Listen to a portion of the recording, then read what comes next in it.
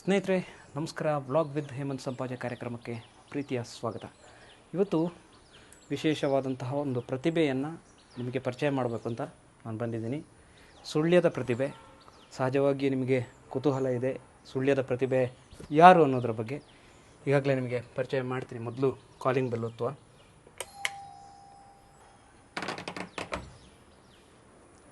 ನಮಸ್ಕಾರ. ನಮಸ್ತೆ ಸರ್. ಹೇಗಿದ್ದೀರಿ? ಆರಾಮಿದ್ದೆ, ಬನ್ನಿ. Thank you.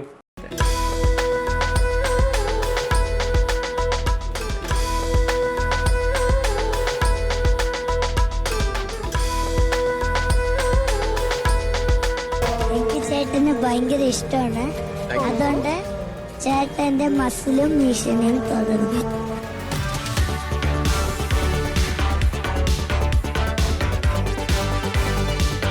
ಅವಳಿಗೊಂದು ಕಾನ್ಫಿಡೆಂಟ್ ಇರ್ತದಲ್ಲ, ನಮಗೆ ಗೊತ್ತಾಗ್ತದೆ ನೀ ಸುಮ್ಮನೆ ಇರಮ್ಮ, ನಾನು ಮಾಡ್ತೇನೆ ಹಾಗೆ ಅಂತ.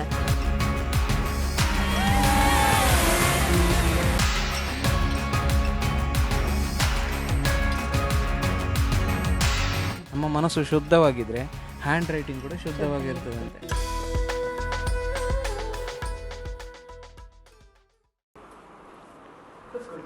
ಓಕೆ,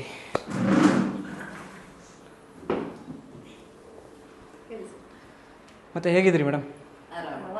ಚೆನ್ನಾಗಿದ್ದೀರಿ? ವೀಕ್ಷಕರೇ, ನಾನೀಗಾಗಲೇ ಹೇಳ್ತಾ ಇದ್ದೆ, ಪ್ರತಿಭೆ, ನಮ್ಮ ಸುಳ್ಯದ ಪ್ರತಿಭೆ ಅಂತೇಳಿ ನಾವೆಲ್ಲರೂ ಸೇರಿ ಬೆಳೆಸಬೇಕು ಒಂದು ಪ್ರತಿಭೆಯನ್ನು ಅಂತೇಳಿ. ವೈಷ್ಣವಿ ಪ್ರಕಾಶ್ ಅವರು ನಮ್ಮ ಸುಳ್ಯದ ಊರಿನ ಹೆಮ್ಮೆಯ ಪ್ರತಿಭೆ. ರಿಯಾಲಿಟಿ ಶೋಗಳಲ್ಲೂ ಕೂಡ ಭಾಗವಹಿಸಿದ್ದಾರೆ. ಹಾಗೆ ಸುಳ್ಯಕ್ಕೆ ಸಾಕಷ್ಟು ಹೆಸರನ್ನು ಕೂಡ ತಂದುಕೊಟ್ಟಿದ್ದಾರೆ. ಅನೇಕ ಕಲಾವಿದರನ್ನು ಕೂಡ ರೆಡಿ ಮಾಡ್ತಾ ಇದ್ದಾರೆ. ಸಣ್ಣ ವಯಸ್ಸಲ್ಲೂ ಕೂಡ ದೊಡ್ಡ ಸಾಧನೆಯನ್ನು ಮಾಡಿದ್ದಾರೆ. ಹಾಗಾಗಿ ಅವರನ್ನೊಂದು ಪರಿಚಯ ಮಾಡಬೇಕು, ಅದು ನಮ್ಮ ಚಾನಲ್ ಮೂಲಕ ಅನ್ನೋದು ನಮ್ಮ ಆಸೆ. ಆ ಪ್ರಕಾರವಾಗಿ ಇವತ್ತು ಅವರನ್ನು ಸಂದರ್ಶನ ಮಾಡಲಿಕ್ಕೆ ಬಂದಿದ್ದೇವೆ. Vaishnavi, are you ready? Yes, Vaishnavi ಅವರು ರೆಡಿ ಆಗಿದ್ದಾರೆ. ನಮ್ಮ ಜೊತೆ ಜಯಶ್ರೀ ಅವರು ಕೂಡ ಇದ್ದಾರೆ. ನೀನು ಪ್ರೀತಿಯಿಂದ ಪಿಟ್ಟೆ ಅಂತ ಕರೀತಾರಲ್ಲ? ಹೌದು, ನನಗೆ ಪಿಟ್ಟೆ ಅಂತ ಕರೆಯೋದೇ ತುಂಬ ಇಷ್ಟ. ತುಂಬ ಇಷ್ಟ. ಎಲ್ಲರೂ ಪಿಟ್ಟೆ ಪಿಟ್ಟೆ ಅಂತ ಕರೀತಾರೆ. ನಾನು ಒಂದ್ಸತಿ ಯಾರಪ್ಪ ಪಿಟ್ಟೆ ಅಂತ ಅಂದ್ಕೊಂಡಿದ್ದೆ. ಸುಳ್ಯದಲ್ಲಿ ವೈಷ್ಣವಿ ಅಂತ ಹೇಳಿದ್ರೆ ಕಡಿಮೆ ಜನರಿಗೆ ಗೊತ್ತಿರೋದು, ಪಿಟ್ಟೆ ಅಂತ ಹೇಳಿದ್ರೆ ಬೇಗ ಅರ್ಥ ಆಗ್ತದಲ್ಲ. ಓಕೆ, ಈಗ ನೀನು ಇಷ್ಟೆಲ್ಲ ಡ್ಯಾನ್ಸ್ ಇದರಲ್ಲೆಲ್ಲ ಭಾಗವಹಿಸಿ ಒಂದು ಒಳ್ಳೆ ಹೆಸರು ಮಾಡಿದಿರಿ. ನಮ್ಮ ಸುಳ್ಯಕ್ಕೆ ಭಾಗಕ್ಕೆ ಒಂದಷ್ಟು ರಿಯಾಲಿಟಿ ಶೋಗಳಲ್ಲಿ ಕೂಡ ಭಾಗವಹಿಸಿದ್ದು ನನಗೆ ಗೊತ್ತಿದೆ. ಯಾವ ರಿಯಾಲಿಟಿ ಶೋಗಳಲ್ಲಿ? ಅದು ಮಲಯಾಳಂ ಚಾನಲ್ಲಿ ಮഴവിൽ മനോരമ ಅಂತ ಒಂದು ಶೋ ಉಂಟು. ಅದರಲ್ಲಿ D5 ಜೂನಿಯರ್ ಅಲ್ಲಿ ಫೈನಲಿಸ್ಟ್ ಆಗಿದ್ದೆ ನಾನು. ಫೈನಲಿಸ್ಟ್ ಆಗಿದ್ದ? ಯಾರೆಲ್ಲ ಜಡ್ಜಸ್ ಇದ್ರು? Judges Paris Lakshmi, Miya ma'am ಮತ್ತೆ ಪ್ರಸನ್ನ ಮಾಸ್ಟರ್ ಇದ್ರು. ಏನೆಲ್ಲ ಕಲಿತಾಯಿತು ಅಲ್ಲಿ? ಇಷ್ಟೊಂದು ರಿಯಾಲಿಟಿ ಶೋ ಹೋದ್ಮೇಲೆ ಒಂದಷ್ಟು ಕಲಿಯುವಿಕೆ ಅನ್ನೋದು ಏನೆಲ್ಲ ಕಲಿತಾಯಿತು ಅಲ್ಲಿ? ಅಲ್ಲಿ ತುಂಬ ಸ್ಟೈಲ್ಸ್ಗಳನ್ನು ಕಲಿತೆ. ಮತ್ತು ಯಾವ ರೀತಿ ಡ್ಯಾನ್ಸನ್ನು, ಅಂದರೆ ಈಗ ನಾವು ಒಂದು ಡ್ಯಾನ್ಸನ್ನು ಮಾಡುವಾಗ ಯಾವ ರೀತಿ ಕೊರಿಯೋಗ್ರಫಿ, ನಮಗೆ ಈ ಸಾಂಗಿಗೆ ಈ ರೀತಿ ಸ್ಟೆಪ್ ಹಾಕ್ಬೋದು ಅಂದರೆ ಅಲ್ಲಿ ಕೊರಿಯೋಗ್ರಾಫರ್ಸ್ ಎಲ್ಲ ಹೇಳಿಕೊಡುವಾಗ ನಮಗೆ ಗೊತ್ತಾಗ್ತಿತ್ತು. ಸೊ ತುಂಬ ಕಲ್ತಿದ್ದೇನೆ ನಾನು ಅಲ್ಲಿ ಹೋಗಿ ಡ್ಯಾನ್ಸಲ್ಲಿ. ಮತ್ತು ಶುದ್ಧ ಮಲಯಾಳ ಕಲಿತೆ. ಶುದ್ಧ ಮಲಯಾಳ? ನಮ್ಮಂದ್ರೆ ಕಾಸರಗೋಡಲ್ಲಿ ನಾವು ನಾರ್ಮಲ್ ಮಲಯಾಳ ಮಾತಾಡೋದಲ್ಲ. ಮೂಲತಃ ನೀವು ಕೇರಳದವರು? ಅಮ್ಮನ ಮನೆ ಕಾಸರಗೋಡು. ಜಯಶ್ರೀ ಅವರ ಮನೆ ಕೇರಳ? ಕಾಸರಗೋಡು. ಕೇರಳ ಕರ್ನಾಟಕ ಬಾರ್ಡರ್. ಅದು ಕನ್ನಡಿ, ಗಡಿನಾಡ ಕನ್ನಡಿ. ಹೌದು. ಇನ್ನೊಬ್ಳು ಮಗಳೆಲ್ಲ ನಿಮ್ಮ ದೊಡ್ಡ ಮಗಳು? ಜಾಹ್ನವಿ. ಜಾಹ್ನವಿ ಅವರು ಎಂತ ಮಾಡ್ತಿರೋದು? First P. ಎಲ್ಲಿ? ಅಮರ ಜ್ಯೋತಿಯಲ್ಲಿ ಫಸ್ಟ್ PUC. ಸ್ವಲ್ಪ ಮಾತು ಕಡಿಮೆ. ಮಾತು ಕಡಿಮೆ, ಕೆಲಸ ಜಾಸ್ತಿ ಅಲ್ಲ? ಹಾಗೆ ಈಗ ಡ್ಯಾನ್ಸ್ಗೆ ಸಂಬಂಧಪಟ್ಟ ಹಾಗೆ ಅಷ್ಟೆಲ್ಲ ಸಾಧನೆ ಆಯಿತು. ಬೇರೆ ಯಾವುದೇ ರಿಯಾಲಿಟಿ ಶೋಗಳಲ್ಲಿ ಭಾಗವಹಿಸಿದ್ದಿದೆಯಾ ಅಥವಾ ಏನಂತ? ಬೇರೆ ಅದು ರಿಯಾಲಿಟಿ ಶೋ ಅದೇ ಮಾಡಿದ್ದು. ಮತ್ತೆ ಇನ್ನು ಡ್ಯಾನ್ಸ್, ಕುಡ್ಲ ಡ್ಯಾನ್ಸ್ ಅದೆಲ್ಲ ಮಾಡಿದ್ದೆ ಕುಡ್ಲದ ಚಾನೆಲ್ಗಳಲ್ಲಿ. ಮತ್ತೆ ಕುಡ್ಲದ ಒಂದು 24x7 ಅಲ್ಲಿ ಒಂದು ಇಂಟರ್ವ್ಯೂ ಇತ್ತು, ಅದರಲ್ಲೂ ನನ್ನ ಕರೆದು ಇಂಟರ್ವ್ಯೂ ಮಾಡಿದ್ರು. ಮತ್ತೆ ತುಂಬ ಕಾಂಪಿಟೇಷನ್ಸ್ಗಳಲ್ಲಿ ಭಾಗವಹಿಸಿ, ಕರ್ನಾಟಕ ಸ್ಟೇಟ್ ಮತ್ತು ಮೊನ್ನೆ ಒಂದು ಮೈಸೂರು ಝೋನಲ್ ಸ್ಪೋರ್ಟ್ಸ್ ಡ್ಯಾನ್ಸ್ ಚಾಂಪಿಯನ್ಶಿಪ್ಪಲ್ಲಿ ಗೋಲ್ಡ್ ಮೆಡಲ್ ಬಂತು. ಸೊ ಹಾಗೆ ತುಂಬ ಕಾಂಪಿಟೇಷನ್ಸ್ಗೆ ತುಂಬ ಹೋಗಿದ್ದಾನೆ. ರಿಯಾಲಿಟಿ ಶೋ ಅಂದರೆ ಮೇಯ್ನ್ ಆಗಿ D5 ಜೂನಿಯರ್ಗೆ ಹೋದ್ದು. ಮತ್ತೆ ಬಾಂಬೆಯಲ್ಲಿ ನನಗೆ ಸೂಪರ್ ಡ್ಯಾನ್ಸರ್ ಉಂಟಲ್ಲ, ಅದು ಮತ್ತೆ DID ಡ್ಯಾನ್ಸ್ ಇಂಡಿಯಾ ಡ್ಯಾನ್ಸ್ ಮತ್ತೆ ಲಿಟಲ್ ಮಾಸ್ಟರ್ಸ್, ಅದಕ್ಕೆ 3 ಇದಕ್ಕೆ ಹೋಗಿದ್ದೆ. ಅದರಲ್ಲಿ ಒಂದರಲ್ಲಿ ಮೆಗಾ ಆಡಿಷನಿಗೆ ಸೆಲೆಕ್ಟ್ ಆಗಿದೆ. ಬಟ್ ಅಮ್ಮನಿಗೆ ಸ್ವಲ್ಪ ಹುಷಾರಿಲ್ಲ ಆ ಟೈಮಲ್ಲಿ, ಫ್ರ್ಯಾಕ್ಚರ್ ಆಗಿ ಹುಷಾರಿಲ್ಲ. ಸೊ ನಮಗೆ ಸಡನ್ ನಾಳೆ ಏರೋಪ್ಲೇನ್ ಅಲ್ಲಿ ಹೋಗ್ಬೇಕು ಅಂತ ಹೇಳಿದ್ರು. ಸಡನ್ ಮುಂಬೈಗೆ ಹೋಗ್ಬೇಕು ಅಂತ ಹೇಳಿದ್ರು. ಸೊ ಅಮ್ಮನಿಗೆ ಹುಷಾರಿರ್ಲಿಲ್ಲ, ಹಾಗಾಗಿ ಮೆಗಾ ಆಡಿಷನ್ಗೆ ಸೆಲೆಕ್ಟ್ ಆಗಿದೆ. ಹೋಗ್ಲಿಕ್ಕೆ ಫ್ರಾಕ್ಚರ್ ಆಗಿ ಕರ್ಕೊಂಡು ಹೋಗ್ಲಿಕ್ಕೆಲ್ಲ ಸ್ವಲ್ಪ ಕಷ್ಟ ಆಗ್ತಾ ಹಾಗೆ ಅದನ್ನು ಡ್ರಾಪ್ ಮಾಡಿದೆ. ಮೆಗಾ ಆಡಿಷನ್ ತನಕ ತಲುಪಿ ಸೆಲೆಕ್ಷನ್ಗೆ ಕಾಲ್ ಬಂದದ್ದು, ಸಡನ್ ಬರಬೇಕು ಅಂತಲ್ಲ, ಫ್ಲೈಟ್ ಹಿಡಿದು ಬರಬೇಕು ಅಂತ ಹೇಳಿದ್ರು. ನಾಳೆ ಇದಾದ್ರೆ ನೀವು 1 ದಿನ ಗ್ಯಾಪಲ್ಲಿ ಹೋಗ್ಬೇಕಿತ್ತು ಹಾಗೆ. ಬಟ್ ಅದು ಹೋಗುದು ಸಮಸ್ಯೆ ಇತ್ತು, ಆದ ಕಾರಣ ಅದು ಡ್ರಾಪ್ ಆಯ್ತು. ಅಥವಾ ಒಂದು ಇಂಡಿಯಾದ ಒಂದು ಒಳ್ಳೆ ಚಾನಲ್ ಅಲ್ಲಿ ಬರ್ತಿತ್ತು ಆಪರ್ಚುನಿಟಿ. ಆರ್ಥಿಕ ವ್ಯವಸ್ಥೆ ಅನ್ನೋದು ಬಹಳಷ್ಟು ಕಷ್ಟ ಕೊಡ್ತದೆ ಅಲ್ಲ, ನಿಮ್ಮ ಎಲ್ಲ ಇವೆಂಟ್ ಏನೋ ಒಂದು ಕನಸು ಕಾಣುವಾಗ ಹಣದ ತೊಂದರೆ ಮಾತ್ರ ಅಲ್ಲ ಸರ್, ಎಂಥದೇ ಪ್ರಾಬ್ಲಮ್ ಬಂದ್ರು, ಈಗ ಹೆಲ್ತ್ ಇಶ್ಯೂಸ್ ಬಂದ್ರು, ಯಾವುದೇ ಬಂದ್ರು, ಮೇನ್ ಬೇಕಾಗಿದ್ದು ಒಂದು ಹಣ, ಮತ್ತೊಂದು ಸಪೋರ್ಟಿಗೆ ಒಂದು ಜನ ಇಲ್ಲದೆ ಏನಾಗುದಿಲ್ಲ. ಯಾಕೆಂದ್ರೆ ಒಬ್ಳನ್ನೇ ಕರ್ಕೊಂಡು ಹೋಗಿ ಒಂದು ಹೆಂಗಸಾದವಳಿಗೆ ಇಷ್ಟು ದೂರ ಎಲ್ಲ ಹೋಗುದು ಮಾಡುದು ಅಂದ್ರೆ ತುಂಬಾ ಕಷ್ಟ ಆಗ್ತದೆ. ಅವಳ ಮಲಯಾಳ ಚಾನಲ್ ಮಾಡುವಾಗಲೇ ತುಂಬಾ ಸಫರ್ ಆಗಿದ್ದೇನೆ, ತುಂಬಾ ಅನುಭವಿಸಿದ್ದೇನೆ, ತುಂಬಾ ನೋವುಗಳು, ತುಂಬಾ ಇದು ದುಡ್ಡಿನದು ಎಲ್ಲ ಸುಮಾರು ಸಮಸ್ಯೆಗಳನ್ನು ಮಾಡೇನೆ. ಬಟ್ ಹಠದಲ್ಲಿ ಅದೊಂದು ಸಾಧಿಸಿದೆ ಅಷ್ಟೇ. ಹಿಂದೆಂದ ತುಂಬಾ ಜನ ಹೇಳುವರಿದ್ರು, ಆದ್ರೂ ಅಮ್ಮ ಕಷ್ಟ ನೋವನ್ನೆಲ್ಲ ಸಹಿಸಿ ನನ್ನ ಅಮ್ಮ ಒಬ್ಳೆ ನನ್ನನ್ನು ಅಲ್ಲಿವರೆಗೆ ಕರ್ಕೊಂಡು ಹೋಗಿದ್ದಾರೆ. ಸೊ ಅದು ಒಂದು ಪ್ರೌಡ್ ಫೀಲ್ ಆಗ್ತದೆ ನಂಗೆ. ಅಂದ್ರೆ ಒಬ್ಬಳೆ ಮಗಳಲ್ಲ, ಇಬ್ಬರಿದ್ದಾರೆ, ಸ್ಕೂಲ್ ಅದು ಇದೆಲ್ಲ ನೋಡ್ಬೇಕು, ಅವಳಿಗೆ ವ್ಯವಸ್ಥೆ ಆಗ್ಬೇಕು. ಆಗಷ್ಟೇ ನಾನು 3rd ಸ್ಟ್ಯಾಂಡರ್ಡ್, ಅವಳು 5th ಸ್ಟ್ಯಾಂಡರ್ಡ್, ಸಣ್ಣದಿದ್ವಲ್ಲ. ದೂರ ಹೋಗ್ಬೇಕು ಹೇಳಿದ್ರೆ ಅದೇ ಒಬ್ಬಳಿಗೆಲ್ಲ ಕಷ್ಟ ಅಲ್ಲ. ನಾನು ಇವತ್ತಿನವರೆಗೆ ಒಬ್ಬಳೆ ಹೋಗಿ ಏನು ಮಾಡಿದವಳಲ್ಲ, ಇವಳ ಅಪ್ಪ ಇರುವಾಗ. ಅವಳ ಅಪ್ಪ ಹೋದ ಮೇಲೆ ನಂಗೆ ತುಂಬಾ ಸಮಸ್ಯೆ ಆಯ್ತು, ಒಬ್ಬಳೆ ಎಲ್ಲವನ್ನೇ ಒಬ್ಬಳೆ ಎದುರಿಸ್ಬೇಕಾಗಿ. ಮಗಳನ್ನ ನೀವೇ ತಂದೆ, ನೀವೇ ತಾಯಿಯಾಗಿ ಬೆಳೆಸಬೇಕಾಯಿತು. ಹೌದೌದು. ಅವರಿಗೆ ಏನಾಗಿತ್ತು? ಅನಾರೋಗ್ಯವಾಗಿತ್ತು ಅವರಿಗೆ. ಅದೇ ಇವಳು ಸಣ್ಣ ಒಂದು 5 ತಿಂಗಳ ಮಗು ಇರುವಾಗಲೇ ಅವರಿಗೆ ಹೆಲ್ತ್ ಇಶ್ಯೂಸ್ ಉಂಟು ಅಂತ ಗೊತ್ತಾಗಿದ್ದು. ಮೊದಲೇ ಇತ್ತಂತೆ, ಸಣ್ಣ ವಯಸ್ಸಲ್ಲಿ ಇತ್ತು, ಬಟ್ ನಮಗೆ ಗೊತ್ತಾಗ್ಲಿಲ್ಲ, ನನ್ನ ಮದುವೆ ಟೈಮಲ್ಲಿ ಗೊತ್ತಾಗ್ಲಿಲ್ಲ. ಆಮೇಲೆ ಅದೇ ಇವಳಿಗೆ ಒಂದು ಸಣ್ಣ ಮಗು ಇರುವಾಗ ಸ್ವಲ್ಪ ಜೋರಾಯಿತು. ಆಮೇಲೆ ಅದೇ ಹಾಸ್ಪಿಟಲ್ ಹೋದಾಗ ಗೊತ್ತಾಯ್ತು ಈ ಥರ ಇಶ್ಯೂಸ್ ಉಂಟು, ಹೆಲ್ತ್ ಇಶ್ಯೂಸ್ ಸಿವಿಯರೇಯ ಸ್ವಲ್ಪ. ಹಾಗೆ ಏನು ಮಾಡ್ಲಿಕ್ಕೆ ಆಗೋದಿಲ್ಲ, ಮತ್ತೆ ಅದನ್ನು ಫೇಸ್ ಮಾಡಲೇಬೇಕಲ್ಲ. ಅಂತೂ ಗೊತ್ತಾದ ಮೇಲೆ ಒಂದು 6 ವರ್ಷ ನಾವು ಅದನ್ನು ಇದು ಮಾಡಿದೆವು. ಇವರ ಮಕ್ಕಳ ಭಾಗ್ಯ ಅಂತ ಹೇಳ್ಬೇಕು, ಅಪ್ಪ ಎನ್ನುವುದು ಎಂತ ಅಂತ ಗೊತ್ತಾಗಬೇಕಲ್ಲ ಮಕ್ಕಳಿಗೆ. ಅದಕ್ಕೋಸ್ಕರ ಒಂದು 6 ವರ್ಷ ಜೊತೆಗೆ ಇದ್ರು. ಇವಳಿಗೆ 6 ವರ್ಷ ನಾನೊಂದು LKG UKG ಅಲ್ಲಿರುವಾಗ ಅಪ್ಪ ಟ್ರೀಟ್ಮೆಂಟಿಗೆ ಹೋಗ್ತಿದ್ರು, ಅಮ್ಮ ಕರ್ಕೊಂಡು ಹೋಗ್ತಿದ್ರು. ಫಸ್ಟಿಗೆ LKG ಒಂದು ಹಾಫ್ ಕಳೆದು, ಸೆಮಿಸ್ಟರ್ 1 ಎಲ್ಲ ಕಳೆದು, ಸೆಮಿಸ್ಟರ್ 2 ಸ್ಟಾರ್ಟ್ ಆದಾಗ ಮ್ಯಾಂಗ್ಳೂರಿಗೆ ಕರ್ಕೊಂಡೋದ್ರು. ಆಗನೂ ನಾವು ಅಂದರೆ 3 years ವರೆಗೆ ನಮಗೆ ಅಷ್ಟು ಗೊತ್ತಿರೋದು ಅಮ್ಮ ಅಂದರೆ ಅಂತ, ಅಪ್ಪ ಅಂದರೆ ಅಷ್ಟು ನಮಗೆ ಒಂದು ಅಷ್ಟು ಇದರಲ್ಲಿ ಗೊತ್ತಿರೋದಿಲ್ಲ ಅಲ್ಲ. ಮತ್ತೊಂದು LKG ಎಲ್ಲ ಆಗುವಾಗ ಮತ್ತೆ ಕ್ಲೋಸ್ ಆದ್ವಿ ಮತ್ತೆ. ಬಟ್ ಅಪ್ಪನಿಗೆ ಸಡನ್ ಜಾತ್ರೆ ಟೈಮಲ್ಲಿ ಅಲ್ಲ, ಜಾತ್ರೆ ದಿವಸ ಒಂದು ದಿನ ಆಗ ನಮ್ಮ ಚಿಕ್ಕಪ್ಪಲ್ಲ ಬಂದಿದ್ರು ಇಲ್ಲಿಗೆ. ನಾವು ಜಾತ್ರೆಗೆ ಹೋಗಿದ್ದಾಗ ಅಲ್ಲಿ ಸಡನ್ ಅಪ್ಪನಿಗೆ ಹುಷಾರಿಲ್ಲದಾಯಿತು. ಮಾರನೇ ದಿನ ಅಮ್ಮ ಡಾಕ್ಟರ್ ಹತ್ರ ಕರ್ಕೊಂಡೋಗಿ ಹೇಳುವಾಗ ಮ್ಯಾಂಗ್ಳೂರಿಗೆ ಕರ್ಕೊಂಡೋಗ್ಬೇಕು ತಕ್ಷಣ ಅಂತ ಹೇಳಿದರು. ಮತ್ತು ಅಮ್ಮ ಸಡನ್ನೇ ಬೇಗ ಅಪ್ಪನನ್ನು ಕರ್ಕೊಂಡೋದ್ರು ಮ್ಯಾಂಗ್ಳೂರಿಗೆ. LKG ಸೆಮಿಸ್ಟರ್ 2 ಎಲ್ಲ ಕಳೆದ ಮೇಲೆ UKGಗೆ ಬರುವಾಗ ಮತ್ತೆ ಇನ್ನೂ ಜೋರಾದ್ಮೇಲೆ ಇಲ್ಲಿಗೆ ಹೈದ್ರಾಬಾದಿಗೆ ಕರ್ಕೊಂಡೋದ್ರು. ಮತ್ತು ಅದೆಲ್ಲ ಮುಗಿದು ನಾನು 1st ಸ್ಟ್ಯಾಂಡರ್ಡ್ ಸ್ಟಾರ್ಟಿಂಗ್ ವೆಕೇಶನ್ ಎಲ್ಲ ಮುಗಿದು ಸ್ಟಾರ್ಟಿಂಗ್ ಅಷ್ಟೇ. ಒಂದು 2 weeks, ಒಂದು 1 month ಎಲ್ಲ ಆಗುವಾಗ, ಜುಲೈ ಟೈಮಲ್ಲಿ ಆಗುವಾಗ ಪಪ್ಪ ಎಕ್ಸ್ಪರ್ಟ್ ಆದ್ದು. ಅದನ್ನ ತಂದೆ ಹೆಸರು ಎಂಥದ್ದು? ಪ್ರಕಾಶ್ ಪರಿವಾರ ಖಾನ ಅಂತೇಳಿ. ಇವರು ಹಾಗಾದರೆ ನಿನಗೀಗ ನನ್ನ ತಾಯಿ ಹೇಳ್ತಾ ಇದ್ರು, ಅಮ್ಮ ಹೇಳ್ತಾ ಇದ್ರು, ಅಮ್ಮ ಅಂದರೆ ನಾನು ಅವ್ರನ್ನ ಟ್ರೀಟ್ಮೆಂಟಿಗೆ ನನ್ನ ಯಜಮಾನರನ್ನು ಕರ್ಕೊಂಡು ಹೋಗುವಾಗ, ನಿಮ್ಮ ತಂದೆಯನ್ನು ಕರ್ಕೊಂಡು ಹೋಗುವಾಗ ಅವರಿಗೆ ನಿಮ್ಮನ್ನೆಲ್ಲ 2 ತಿಂಗಳು 3 ತಿಂಗಳೆಲ್ಲ ಬೇರೆ 2 ತಿಂಗಳಲ್ಲ ಜಾಸ್ತಿ, 1 ವರ್ಷದವರೆಗೆ. 1 ವರ್ಷ ಅಂದ್ರೆ ಗ್ಯಾಪ್ ಅಲ್ಲಿ ಬರ್ತಿದ್ರು. ಒಂದು 2 ತಿಂಗಳಿಗೆ ಒಮ್ಮೆ, ನಡುವಲ್ಲಿ ಒಂದು 1 week ಹಾಗೆ. ಮತ್ತೆ ನಮ್ಮ ಅಮ್ಮನ ಅಣ್ಣ ಮಾವ ಇದ್ರು, ಅವರು ನಮ್ಮನ್ನ ಸಾಟರ್ಡೆ ಆಗುವಾಗ ಕಾಸರಗೋಡ್, ಕೆಲವೊಮ್ಮೆ ಅವರಿಗೆ ವರ್ಕ್ ಇಲ್ಲದಾಗ ಅವರು ಮೆಡಿಕಲ್ ರಪ್ಪಲ್ಲಿ ವರ್ಕ್ ಮಾಡ್ತಿದ್ರು. ಸೊ ಅವರಿಗೆ ಅವರಿಗೂ 2 ಮಕ್ಳಿದ್ದಾರೆ. ಸೊ ನಮಗೆ ಅಲ್ಲಿ ಹೋದ್ರೆ ಖುಷಿ ಆಗ್ತದೆ, ಅಜ್ಜಿ ಇದ್ದಾರೆ, ಮಾವ ಇದ್ದಾರೆ, ಮಕ್ಳಿದ್ದಾರೆ. ಸೊ ಸಾಟರ್ಡೆ ಆಗುವಾಗ ನಮ್ಮನ್ನಿಬ್ಬರನ್ನು ಕರ್ಕೊಂಡೋಗಿ ಮಂಡೇ ಮಾರ್ನಿಂಗ್ ಆಗುವಾಗ ಬಿಡ್ತಿದ್ರು. ನಮಗೆ ಸ್ವಲ್ಪ ಖುಷಿ ಆಗ್ತಿತ್ತು. ಇಲ್ಲಾದ್ರೆ ಇಲ್ಲೇ ಇದ್ದು ಯಾರಿಲ್ಲ, ನಾವಿಬ್ರು ಮಾತ್ರ. ನೀವು ಈಗ ಅಮ್ಮ ಪಪ್ಪ ಅಲ್ಲಿ ಹೋದಾಗ ನಿಮಗೆ ಬೇಸರ ಆಗ್ತಿರ್ಲಿಲ್ವಾ? ಆಗ್ತಿತ್ತು. ಬಟ್ ನಾನು ಅಂದ್ರೆ ಅಮ್ಮನ ಬಿಟ್ಟು ಮಲಗಿದವಳೇ ಅಲ್ಲ ಅಷ್ಟುವರೆಗೆ. ಸಡನ್ ಅಮ್ಮ ಬಿಟ್ಟು ಹೋದಾಗ ಮತ್ತೆ ನಂಗೆ ನೈಟ್ ನಿದ್ದೆ ಎಲ್ಲ ಬರ್ತಿರ್ಲಿಲ್ಲ, ಕೂಗಿ ಎಲ್ಲ ಮಲಗ್ತಿದ್ದೆ. ಮತ್ತೆ ಅಕ್ಕ ಸಹ ಇದ್ಲಲ್ಲ, ಹೆಸರೆಲ್ಲ ಬರ್ದು ಅದನ್ನ ಹಿಡ್ಕೊಂಡು ಇದು ಅಮ್ಮ ಇದಪ್ಪ, ಅವಳಿಗೆ ಸ್ವಲ್ಪ ಸೆಂಟಿಮೆಂಟ್ ಎಲ್ಲ ಜಾಸ್ತಿ. ಈಗ ಸಪೋಸ್ ಈಗ ನಿಮ್ಮ ಹತ್ರ ಪ್ರೀತಿ ಇದ್ರೆ ನಿಮ್ಮದು ಎಂತಾದ್ರೂ ಒಂದು ವಸ್ತು ಸಿಕ್ಕಿದ್ರೆ ಸಾಕು.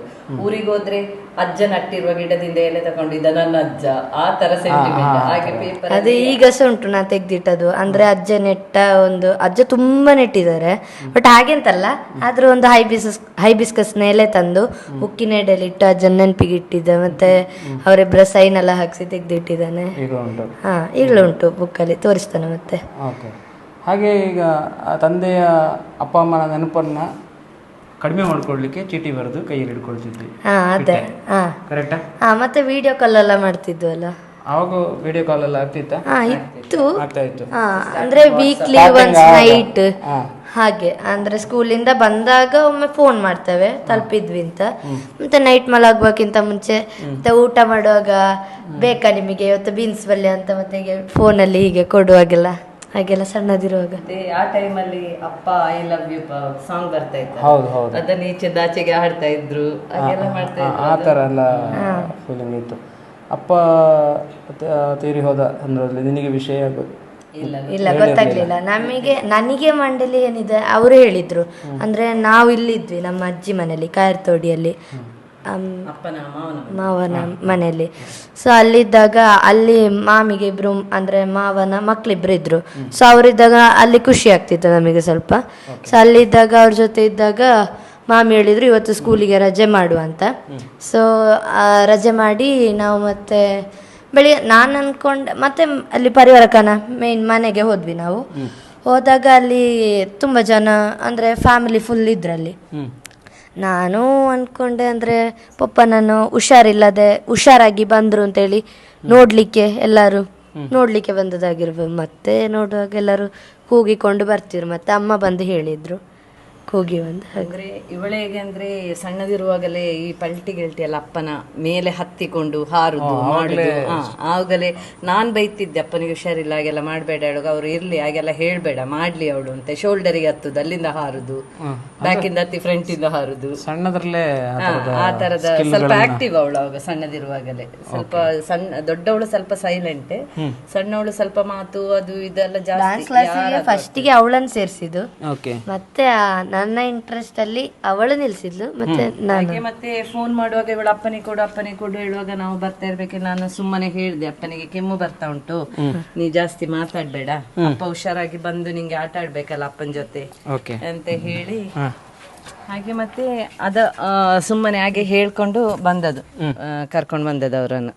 ಇಲ್ಲಿ ಬಂದ ಮೇಲೆ ಅಷ್ಟೇ ಅವಳಿಗೆ ಗೊತ್ತು. ಈಗ ನಿಮ್ಮ ಅಂದ್ರೆ ನಿಮಗೆ ಈಗ ಕಷ್ಟಗಳು ಮಕ್ಕಳಿಗೆ ಗೊತ್ತಾಗಬಾರದು ಅಂತ ಅಷ್ಟೇ.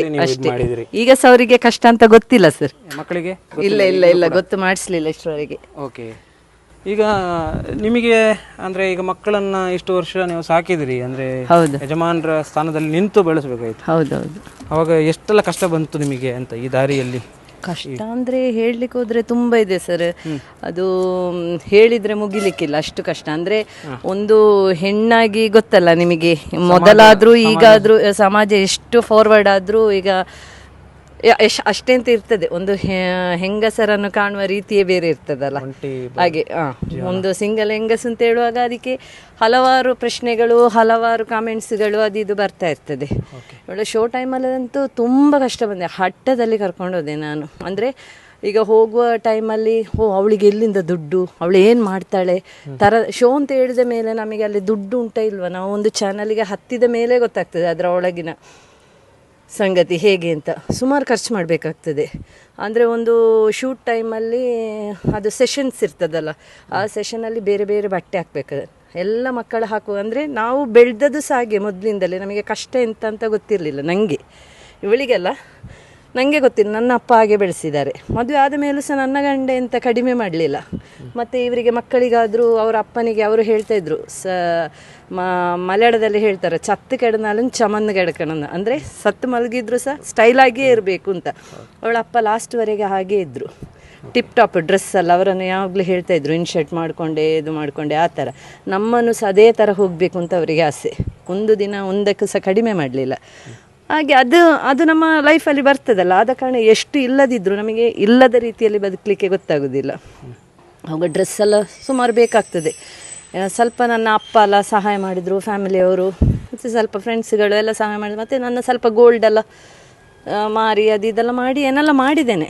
ಬಟ್ ಅದು ಉಪಕಾರ ಮಾಡುವ ಬದಲು ಉಪದ್ರಕ್ಕೆ ಜನ ಎಷ್ಟು ಇರ್ತಾರಲ್ಲ, ಎಲ್ಲಿಂದ ಮಾಡ್ತಾಳೆ, ಅವಳಿಗೆ ಎಲ್ಲಿಂದ ದುಡ್ಡು, ಒಬ್ಬಳೇ ಹೋಗ್ತಾಳೆ, ಹಾಗೆ ಹೀಗೆ ಅಂತೆಲ್ಲ ಸುಮಾರು ಬಂದಿದೆ.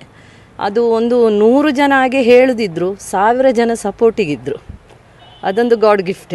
ಆದ ಕಾರಣ ಇಲ್ಲಿ ತನಕ ಇದು ಮಾಡಿದೆ, ಬರಲಿಕ್ಕೆ ಸಾಧ್ಯ ಆಯಿತು. ಈಗ ಸಹ ಕೇಳ್ತಾ ಇರ್ತದೆ ಸರ್, ಬಟ್ ನಾನು ಯಾವುದನ್ನು ತಲೆಗೆ ತಗೊಳ್ಳೋದಿಲ್ಲ. ಬೇಜಾರಾಗ್ತದೆ, ತಲೆ ತಗೊಳ್ಳೋದಿಲ್ಲ ಅಂತಲ್ಲ. ನನ್ನ ಮಕ್ಕಳಿಗೆ ಇವಳು ಸಹ ಸಣ್ಣದಿರುವಾಗ ಅಪ್ಪ ಇದು ಮಾಡುವಾಗ ನನ್ನ ಹತ್ರ ಹೇಳಿದೆ, ನೀ ಕೂಗಬಾರ್ದಮ್ಮ, ಅಪ್ಪನಿಗೆ ಇಷ್ಟ ಇಲ್ಲ ಅಲ್ಲ ಕೂಗುದು, ಅವರಿಗೆ ಇಷ್ಟ ಇಲ್ಲ, ಅವರಿಗೆ ಕೂಗುದು ಮಾಡೋದು ಸ್ಟ್ರಾಂಗ್ ಆಗಿರಬೇಕು ಅಂತ ಅವರ ಆಸೆ. ಅದೇ ರೀತಿ ಇವಳು ಸಹ ಸ್ವಲ್ಪ ಹಾಗೆ ನನಗೆ ಹೇಳುದು, ಸ್ಟ್ರಾಂಗ್. ಮತ್ತು ದೊಡ್ಡವಳು ಸ್ವಲ್ಪ ಮೆಚ್ಯೂರ್ಡ್, ಎಲ್ಲ ಥಿಂಕಿಂಗ್ ಎಲ್ಲ ಅವಳು ಮೆಚ್ಯೂರ್. ಮಾತು ಕಡಿಮೆ ಆದರೂ ಎಲ್ಲ ಮೆಚ್ಯೂರ್ಡ್ ಥಿಂಕ್ ಮಾಡ್ತಾಳೆ, ಹಾಗೆ ಮಾಡಬೇಡಮ್ಮ, ಹೀಗೆ ಮಾಡಬೇಡಮ್ಮ ಅಂತ. ನಾ ಮತ್ತು ಎಂತ ಇದ್ದರೂ ಶೇರ್ ಮಾಡೋದು ನನ್ನ ಮಕ್ಕಳೊಟ್ಟಿಗೆ. ಎಲ್ಲಿಗೆ ಹೋಗುದಿದ್ರು ಬರುದಿದ್ರು ಏನು ಮಾಡೋದಿದ್ರು ನಾನು ನನ್ನ 2 ಮಕ್ಕಳು, ನನ್ನ ಲೋಕ ಅವರೇ, ಇನ್ನು ಮುಂದೆ ಸಹ ಈಗ ಸಹ. ಆದ ಕಾರಣ ಎಷ್ಟು ಕಷ್ಟ ಅದು ನನಗೆ ಅವರಿಗೆ ಕಷ್ಟ ಕೊಡಬಾರ್ದು ಅಂತ ಒಂದು ಆಸೆ. ಇದುವರೆಗೆ ದೇವರು ಹೇಗೆ ಅಂತ ಗೊತ್ತಿಲ್ಲ, ಇಲ್ಲಿವರೆಗೆ ನಡೆಸಲಿಕ್ಕೆ ಎತ್ತಿಸಿದ್ದಾರೆ. ದೊಡ್ಡವಳಿಗೆ ಫಸ್ಟ್ PU 10th 94% ಪಾಸ್ ಆಗಿದ್ದಾಳೆ. ಈಗ ಫಸ್ಟ್ PU ಸೈನ್ಸ್ ತಗೊಂಡಿದ್ದಾಳೆ. ಅವಳನ್ನು ಒಂದು ಲೆವೆಲ್ಗೆ ತರಬೇಕು, ಹಾಗೆ ಇವಳನ್ನು ಒಂದು ಲೆವೆಲ್ಗೆ ತರಬೇಕು ಅಂತ ಇರುವ ಆಸೆ. ಇಷ್ಟರವರೆಗೆ ದೇವರು ಕೈ ಹಿಡ್ದಿದ್ದಾರೆ. ಇನ್ನು ಮುಂದೆ ಹಾಗೆ ಇರ್ಬೋದು ಅಂತ ಅನ್ಕೊಳ್ತೇನೆ ಅಷ್ಟೇ. ತುಂಬ ಜನಕ್ಕೆ ಡೌಟ್ ಬರ್ಬೋದು, ಇಷ್ಟು ದೊಡ್ಡ ಮನೆ ಇದೆ, ಇವರೆಲ್ಲ ಅನುಕೂಲಸ್ಥರು ಅಂತ. ಅವ್ರನ್ನೇ ಕೇಳಬೇಕು.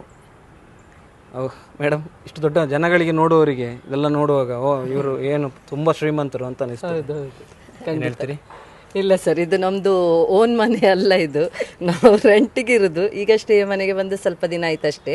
ಸಣ್ಣ 2 ರೂಮಿನ ಮನೆಯಲ್ಲಿದ್ದೆವು. ಇವರು ಹೋಗಿ ಈಗ 8 ವರ್ಷ ಆಯ್ತು, ಇವಳ ಅಪ್ಪ ಎಕ್ಸ್ಪೈರ್ಡ್ ಆಗಿ. ಆಮೇಲೆ ಒಂದು 7 ವರ್ಷ ಒಂದು ಮನೆಯಲ್ಲಿದ್ದೆ. ಅದು ಸಣ್ಣ 2 ರೂಮಿನ ಮನೆ. ತುಂಬ ಕಷ್ಟ ಆಗ್ತಿತ್ತು. ಬಟ್ ನನಗೆ ಎಲ್ಲ ವ್ಯವಸ್ಥೆಗಳನ್ನು ಮಾಡಿಕೊಟ್ಟದ್ದು ನನ್ನ ಅಪ್ಪ. ಎಲ್ಲ ನನಗೆ ಎಲ್ಲ ಸೌಕರ್ಯ ಅದು ಇದು ಎಲ್ಲ ನನ್ನ ಅಪ್ಪ ಮಾಡ್ತಾರೆ. ಮತ್ತು ಫ್ಯಾಮಿಲಿಯವರೆಲ್ಲ ಸ್ವಲ್ಪ ಹೆಲ್ಪ್ ಮಾಡ್ತಾರೆ, ಮಾಡೋದಿಲ್ಲ ಅಂತಿಲ್ಲ. ಬಟ್ ಎಂತಾದರೂ ಸಹ ನಮ್ಮ ತಲೆಗೆ ನಮ್ಮ ಕೈಯಿಂದ. ಈಗ ಒಂದು 2 ಡ್ಯಾನ್ಸ್ ಕ್ಲಾಸ್ ನಡೆಸ್ತಾ ಬರ್ತಾ ಇದ್ದೇನೆ. ಒಂದು ಬಂದಡ್ಕದಲ್ಲಿ ಇವಳ ಹೆಸರಲ್ಲಿ ವೈಷ್ಣವಿ ಸ್ಕೂಲ್ ಆಫ್ ಡ್ಯಾನ್ಸ್ ಅಂತ ಉಂಟು. ಆಮೇಲೆ ಇಲ್ಲಿ D United ಅಂತ, ಅದು ಅಭಿಜಿತ್ ಅವ್ರ ಜೊತೆ ಸೇರಿ ಮಾಡ್ತಾ ಇದ್ದೇನೆ.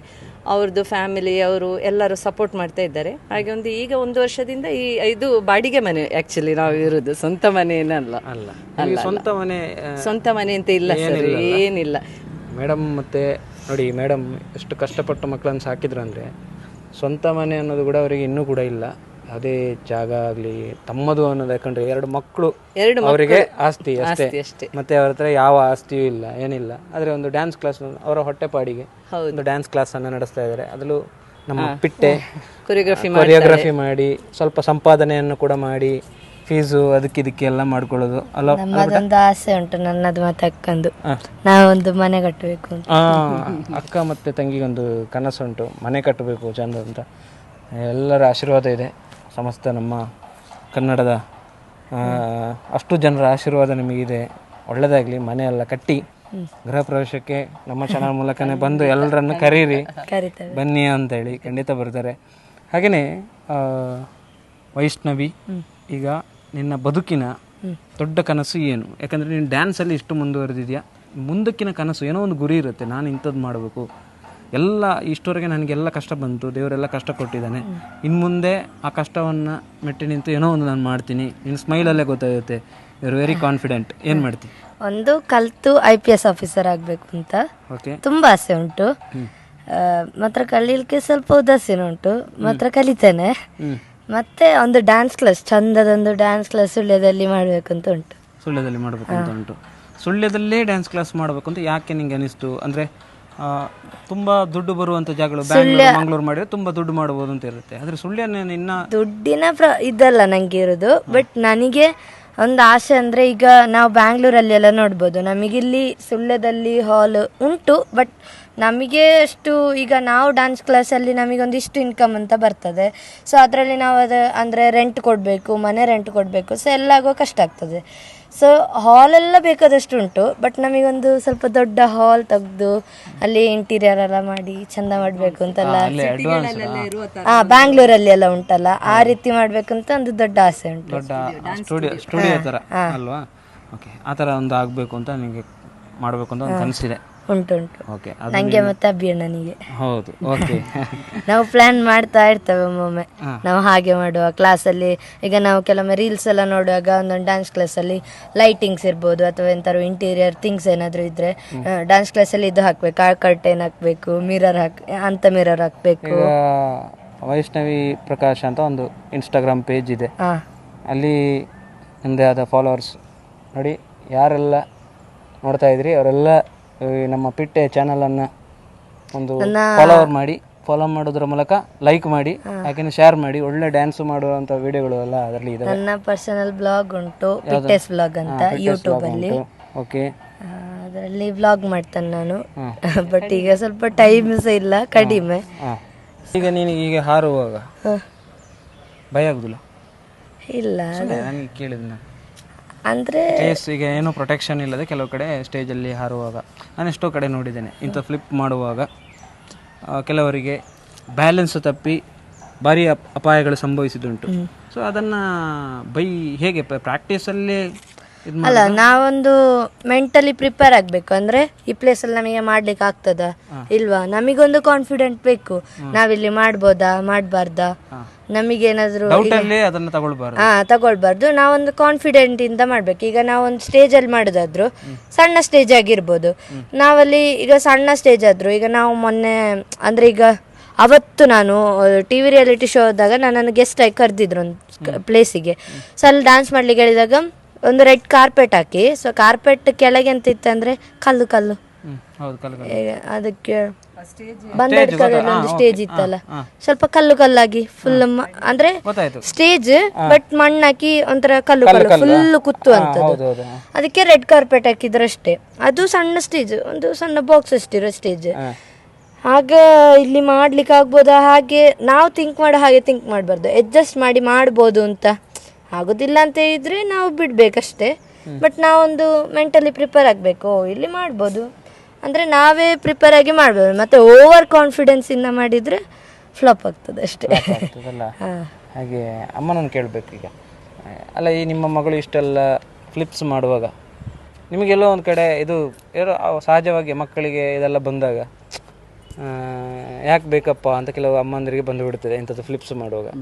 ಭಯದಲ್ಲಿ ನಮಗೆ ಹೆದರಿಕೆ ಆಗುತ್ತೆ, ಮಕ್ಕಳಿಗೆ ಏನಾದ್ರು ಪ್ರಾಬ್ಲಮ್ ಆಗ್ಬೋದಾ ಅಂತ ಕೆಲವರು ಭಯಪಡ್ತಾರೆ. ನಿಮ್ಮ ಡ್ಯಾನ್ಸ್ ಕ್ಲಾಸಿಗೆ ಬರೋರು ಸ್ವಲ್ಪ ಜನ ಭಯ ಪಡ್ಬೋದು, ನಿಮಗೂ ಗೊತ್ತಿರ್ಬೋದು ಅದು. ಇದನ್ನೆಲ್ಲ ನಿಮ್ಮ ಮಗಳ ವಿಷಯಕ್ಕೆ ಬಂದಾಗ ನೀವು ಅದನ್ನು ಹೇಗೆ ಹ್ಯಾಂಡಲ್ ಮಾಡಿದಿರಿ ಅಂತ? ಸ್ಟಾರ್ಟಿಂಗಲ್ಲಿ ನನಗೂ ಹೆದರಿಕೆ ಆಗ್ತಿತ್ತು, ಯಾಕೆಂದರೆ ನನ್ನ ಜೀವ ಅಂತ ಹೇಳಿದರೆ ನನ್ನ 2 ಮಕ್ಕಳಲ್ಲ. ನನಗೆ ಅವರಿಗೆ ಏನಾದರೂ ಸ್ವಲ್ಪ ನೋವಾದರೆ ನನಗೆ ತಡೀಲಿಕ್ಕೆ ಆಗೋದಿಲ್ಲ. ಸ್ಟಾರ್ಟಿಂಗಲ್ಲಿ ನನಗೆ, ಬಟ್ ಇವಳು ಸ್ವಲ್ಪ ಅಪ್ಪನಾಗೆ ಎಂತಾದರೂ ಸಹ ಫೇಸ್ ಮಾಡ್ತಾಳೆ. ನನಗೆ ನೋವಾಗ್ತದೆ ಹಾಗೆ ಹೀಗೆ ಆ ಥರ ಎಲ್ಲ ಹೇಳೋದಿಲ್ಲ ಸಣ್ಣದಿಂದಲೇ. ಆಗ ಅವಳಿಗೊಂದು ಕಾನ್ಫಿಡೆಂಟ್ ಇರ್ತದಲ್ಲ, ನಮಗೆ ಗೊತ್ತಾಗ್ತದೆ ನೀ ಸುಮ್ಮನೆ ಇರಮ್ಮ ನಾ ಮಾಡ್ತೇನೆ ಹಾಗೆ ಅಂತ. ಅದು ನೋಡಿ ನನಗೆ ಅಭ್ಯಾಸ. ಸ್ಟಾರ್ಟಿಂಗಲ್ಲಿ ನನಗೆ ಹೆದರಿಕೆ ಆಗ್ತಾ ಇತ್ತು, ಮತ್ತೆ ನನಗೆ ಅಭ್ಯಾಸ ಆಯಿತು. ಅಂದರೆ ಅವಳ ಮೇಲೆ ಕಾನ್ಫಿಡೆಂಟ್ ಉಂಟು. ಈಗ ಎಷ್ಟು ದೂರ ಹೋದರೂ ಸಹ, ಈಗ ಯಾವುದಾದ್ರೂ ಒಂದು ಫಂಕ್ಷನಿಗೆ ಹೋದರೆ ಒಟ್ಟಿಗೆ ಇರೋದು ಒಂದು ಕಣ್ಣಿರ್ತದೆ ಎಲ್ಲಿ ಓದ್ಲು ಅಂತ. ಬಟ್ ಅವಳ ಮೇಲೆ ಒಂದು ಧೈರ್ಯ ಇರ್ತದೆ ನನಗೆ, ಅವಳು ಎಲ್ಲಿಗೆ ಹೋದ್ರು ಬರ್ತಾಳೆ ಅಂತ ಇರೋ ಒಂದು ಧೈರ್ಯ. ಅದೇ ರೀತಿ ಇದೆಲ್ಲ ಮಾಡುವಾಗ ನನಗೆ ಧೈರ್ಯ ಇತ್ತು, ಅವಳು ಕರೆಕ್ಟಾಗಿ ಮಾಡ್ತಾಳೆ, ಏನು ಆಗ್ಲಿಕ್ಕಿಲ್ಲ ಅಂತ ಇರೋ ಒಂದು ಧೈರ್ಯ ಉಂಟು. ಹಾಗೆ ಮತ್ತೆ ಹೆದರಿಕೊಂಡಿದ್ರೆ ಮತ್ತೆ ಏನು ಮಾಡ್ಲಿಕ್ಕೆ ಆಗುದಿಲ್ಲ ಅಲ್ಲ.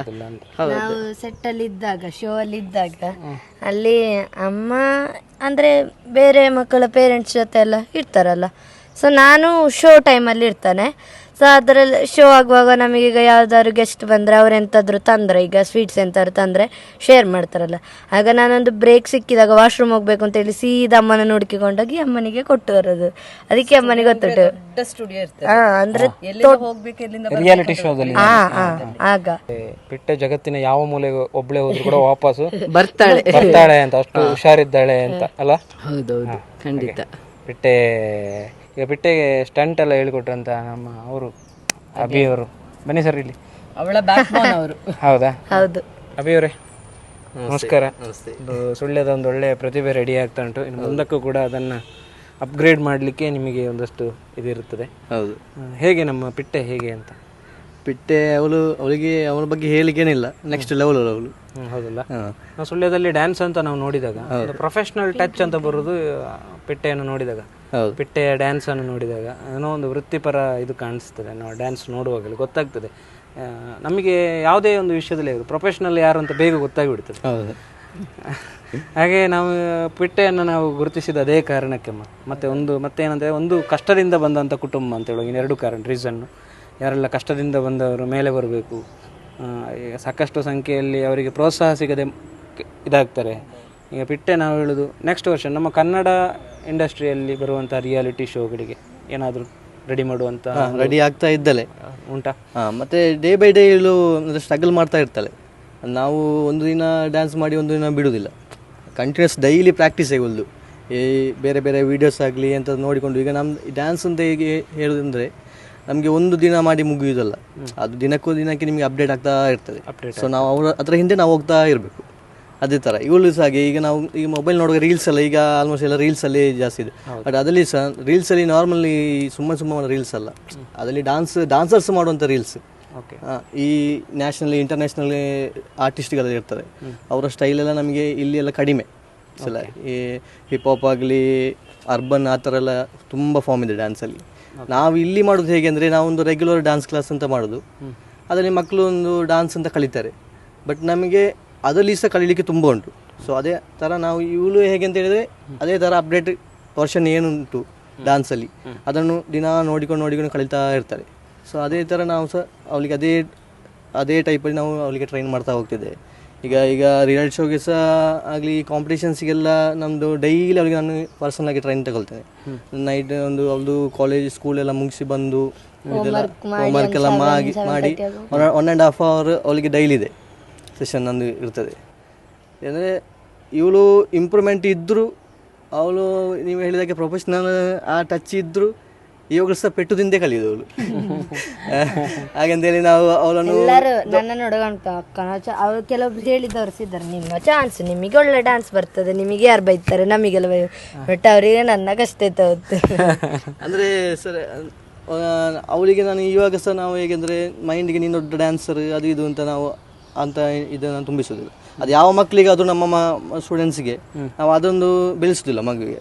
ಕೆಲವರಿಗೆ ಪೇರೆಂಟ್ಸ್ಗೆಲ್ಲ ಇರ್ತದೆ 1-2 ಸಲ ಸ್ಟೆಪ್ ಆದ ಕೂಡಲೇ ದೊಡ್ಡ ಡ್ಯಾನ್ಸರ್ ಅಂತ ಅನ್ಕೋದು. ಬಟ್ ಅದು ಹಾಗೆಲ್ಲ, ಕಲಿಲಿಕ್ಕೆ ತುಂಬ ಉಂಟು ಎಷ್ಟು ಕಲ್ತ್ರೂ ಮುಗಿಯೋದಿಲ್ಲ. ನಮ್ಮ ಪಿಟ್ಟೆಯಲ್ಲಿರುವ ತುಂಬ ಪಾಸಿಟಿವ್ ಗುಣ ಅಂದರೆ ಏನು? ಪಾಸಿಟಿವ್ ಗುಣ ಅಂದರೆ ಎಲ್ಲರನ್ನು ಕರೆದು ಮಾತಾಡಿಸೋದು. ನಾನು ಒಂದ್ಸಲ ಡ್ಯಾನ್ಸ್ ಕ್ಲಾಸ್ ಹತ್ರ ಹೋಗ್ತಾ ಇದ್ದೆ, ಆಗ ಒಂದು ಕ್ಲಾಸ್ ಏನು ನನ್ನ ಅಷ್ಟು ಪರಿಚಯ, ನನ್ನ ಮಗನನ್ನು ಮಾತ್ರ ನೋಡಿದ್ದೆ. ಬಟ್ ಸರ್ ಅಂತ ಹೇಳಿ ಫುಲ್ ಜೋಶಲ್ಲಿ ಮಾತಾಡಿದ್ರೆ ನೋಡಿದ್ರೆ ಸಾಕು. ಪರಿಚಯ ಮಾಡಿಕೊಳ್ಳುವಂತ ಗುಣ. ನಾಯಿ, ಕೋಳಿ, ಬೆಕ್ಕು, ಇವನ್ ಒಂದು ಗೊಂಬೆ ಆದ್ರೂ ಅವಳದ್ರಲ್ಲಿ ಜೀವವನ್ನು ಕಾಣುದು. ಪಿಟ್ಟೆ ಬಗ್ಗೆ ನಮಗೆ ಇನ್ನಷ್ಟು ನಾವು ತಿಳ್ಕೊಳ್ಬೇಕು ಅಂತಂದ್ರೆ ಇನ್ಸ್ಟಾಗ್ರಾಮಿಗೆ ಹೋಗ್ಬೇಕು, ಅಲ್ಲಿ ರೀಲ್ಸನ್ನು ಫಾಲೋ ಮಾಡಿ. ಮತ್ತೆ ಇಂಟ್ರೆಸ್ಟೆಡ್ ಈಗ ನೋಡುವವರು ಯಾರಾದರೂ ನನ್ನಾಗೆ ಡ್ಯಾನ್ಸ್ ಕಲಿತು ದೊಡ್ಡವರಾಗಬೇಕು ಅಂತಿದ್ರೆ, ಅಂದರೆ ನನ್ನಾಗೆ ಅಂತಲ್ಲ, ಒಳ್ಳೆ ಡ್ಯಾನ್ಸ್ ಕಲಿತು ಒಳ್ಳೆ ಪ್ರೊಫೆಷ್ನಲ್ ಡ್ಯಾನ್ಸಸ್ ಆಗಬೇಕು ಅಂತಿದ್ರೆ, ಆಸೆ ಇದ್ರೆ ಡಿ ಯುನೈಟೆಡ್ಗೆ ಬನ್ನಿ. ಕ್ಲಾಸ್ ಉಂಟು ನಮ್ಮದು, ಟ್ಯೂಸ್ಡೇ, ಸ್ಯಾಟರ್ಡೆ, ಸಂಡೇ ಬ್ಯಾಚಸ್ ಉಂಟು. ಅರಂತೋಡಲ್ಲೂ ಕೂಡ ಬ್ಯಾಚ್ ನೆಕ್ಸ್ಟ್ ಮಂತ್ ಇಂದ ಬ್ಯಾಚ್ ಮಾಡಬೇಕು ಸ್ಟಾರ್ಟ್ ಮಾಡ್ತಾ ಇದ್ರಿ. Okay, all the best. ಎಲ್ಲರಿಗೂ ಒಳ್ಳೆಯದಾಗಲಿ. ಬಿಸಿ ಶೆಡ್ಯೂಲಲ್ಲಿ ಇರ್ತೀರಿ, ಈ ನಡುವೆ ಕೂಡ ನಮ್ಮ ಜೊತೆ ಮಾತಾಡಿ ಒಂದಷ್ಟು ಸಮಯಗಳನ್ನು ಕೊಟ್ಟಿದ್ದೀರಿ ನಮಗೂ ಕೂಡ. ಹಾಗೆ ಥ್ಯಾಂಕ್ ಯು ಸೋ ಮಚ್ ಪಿಟ್ಟೆ ಅವರಿಗೆ ಹಾಗೂ ಜಯಶ್ರೀ ಅವರಿಗೆ ಸಪೋರ್ಟ್ ಮಾಡಿದ್ದಕ್ಕೆ ನಿಮಗೂ ತುಂಬಾ ಧನ್ಯವಾದ. Thank you. ನಾವಿರೋದೇ ಜನರ ಪರವಾಗಿ, ಹಾಗೆ ಟ್ಯಾಲೆಂಟ್ಗಳ ಪರವಾಗಿ. ಯಾರೆಲ್ಲ ಪ್ರತಿಭೆ ಇರ್ತದೆ ಅಂಥ ಪ್ರತಿಭೆಗಳನ್ನು ಹುಡುಕೋದು, ಹಾಗೆ ಎಲ್ಲಾದರೊಂದು ಹೊಸ ವಿಚಾರಗಳನ್ನು ತಿಳಿಸೋದು, ಇದೆಲ್ಲವೂ ಕೂಡ ನಮ್ಮ ದೈನಂದಿನ ಚಟುವಟಿಕೆಯಲ್ಲಿ ಇರ್ತದೆ. ಹಾಗಾಗಿ ನಿರಂತರ ಕಾರ್ಯಕ್ರಮಗಳಿಗಾಗಿ ಹಾಗೆ ಒಳ್ಳೆಯ ನ್ಯೂಸ್ಗಳಿಗಾಗಿ ನ್ಯೂಸ್ ನಾಟ್ ಔಟನ್ನು ನೋಡ್ತಾ ಇರಿ. ಧನ್ಯವಾದಗಳು. ನಮಸ್ಕಾರ.